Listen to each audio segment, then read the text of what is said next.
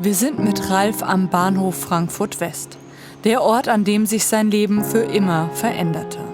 Der Ort, an dem dieser Mann es aus den Angeln riss. Noch immer sitzt die Wut unglaublich tief. Also wenn ich ehrlich bin, Hass, dass dieser Mensch noch frei rumläuft. Ich habe zu mir gesagt, immer, ich werde nicht aufgeben, bis der endlich gefasst wird, falls er das nochmal macht und schlägt mal wirklich einen tot. Es ist der 22. April 2017. Ralf ist damals 51 Jahre alt. Es ist der Abend nach einem Spiel der Eintracht. Ralf ist, wie so oft, mit seinem 24-jährigen Sohn im Stadion. Ein perfekter Tag. Auf dem Nachhauseweg trennen sich ihre Wege. Ralf will noch seinen Onkel besuchen. Er nimmt die S4 Richtung Westbahnhof. Als er aussteigt, steigt dieser Mann mit aus und schlägt völlig unvermittelt zu. Es war völlig überraschend und feige von hinten. Und ich hatte also überhaupt keine Chance. Und den Grund weiß ich bis heute nicht. Es ist nichts vorgefallen, nachweislich, in der Bahn, weil ich auch die CD von der Bahn zu Hause habe. Also diese Ausschnitte, wo ich eingestiegen bin und er. Nichts. Er hat da gesessen und ist dann aufgesprungen und hat zugeschlagen und hat sich wieder hingesetzt. Ralf knallt auf den Bahnsteig und bleibt blutüberströmt liegen. Er kommt ins Krankenhaus auf die Intensivstation. Ich habe keine Erinnerung. Die ersten 3 Wochen fehlen mir komplett. Und die erste Erinnerung habe ich erst wieder 4. Woche Normalstation in der Klinik, in der ich dann 4 Wochen gelegen habe. Der Schlag hat ein Schädel-Hirntrauma verursacht.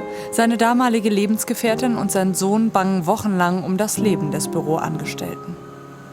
Für die war das halt auch sehr schlimm, weil ich auch gerade in der ersten Woche sehr oft auf der Kippe stand. Ich glaube 3 Mal. Ich hatte dann mal einen Blutdruck von 195 zu 130.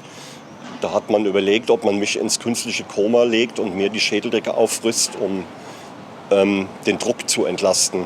Aber auch der Kelch ist dann an mir vorbeigegangen. Doch trotzdem ist Ralfs Leben seitdem nicht mehr, wie es war. Er verliert seinen Geschmacks- und Geruchssinn, hat Koordinations- und Konzentrationsschwierigkeiten. Auf einem Auge kann er nicht mehr viel sehen. An Sport oder seine Arbeit ist trotz Reha nicht mehr zu denken. Ich habe ja nur noch eine Hirnhälfte, die eine ist abgestorben. Ich habe die Bilder selber gesehen beim Neurologen. Die ist komplett schwarz und da fehlt mir auch der Teil der Motivation. Der ist nicht mehr da bei mir, also in dieser Hälfte, die zuständig war. Der Täter ist immer noch auf freiem Fuß. Kein Hinweis führt zu seiner Ergreifung und das seit 5 Jahren. Man kann es vergessen, aber nicht verzeihen.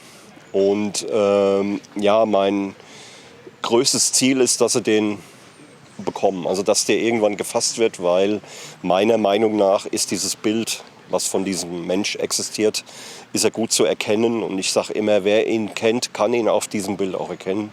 Und ich möchte einfach, dass er seine gerechte Strafe bekommt. Nicht, dass sowas nochmal passiert in irgendeiner Form. Ralf geht mittlerweile wieder ins Stadion, zu seiner geliebten Eintracht. Das will er sich nicht nehmen lassen. Und er hofft, dass sich 5 Jahre nach der Tat endlich jemand meldet, der diesen Mann erkennt.